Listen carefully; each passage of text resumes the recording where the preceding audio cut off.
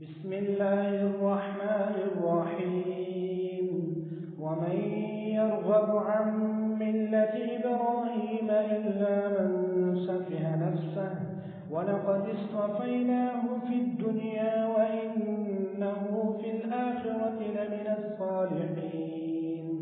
إذ قال له ربه أسلم قال أسلمت لرب العالمين ووصى بها إبراهيم بنيه ويعقوب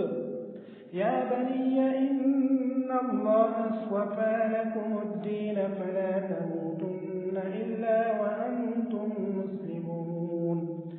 أم كنتم شهداء إذ حضر يعقوب الموت إذ قال لبنيه ما تعبدون من بعدي قالوا نعبد إلهك وإله آبائك إبراهيم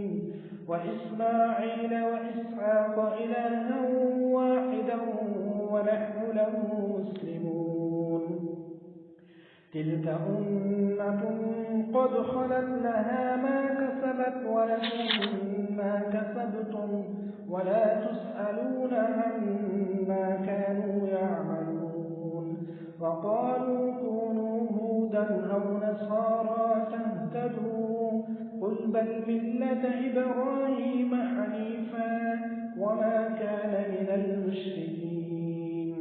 قولوا آمنا بالله وما أنزل إلينا وما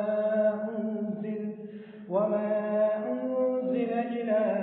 إبراهيم وإسماعيل وإسحاق ويعقوب والأسباط وما أوتي موسى وعيسى وما أوتي النبيون من ربهم لا نفرق بين أحد منهم ونحن له مسلمون فإن آمنوا بمثل ما آمنتم به فقد اهتدوا وإن تولوا فإنما هم في شقاق فسيكفيكهم الله وهو السميع العليم صبغة الله ومن أحسن من الله صبغة ونحن له عابدون قل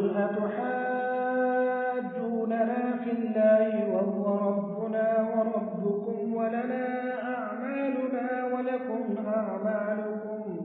ونحن له مخلصون أم تقولون إن إبراهيم وإسماعيل وإسحاق ويعقوب والأسباط كانوا هودا أو نصارى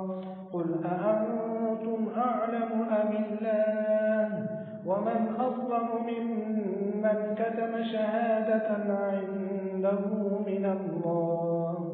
وما الله بغافل عما تعملون تلك أمة قد خلت لها ما كسبت ولكم ما كسبتم ولا تسألون عما كانوا يعملون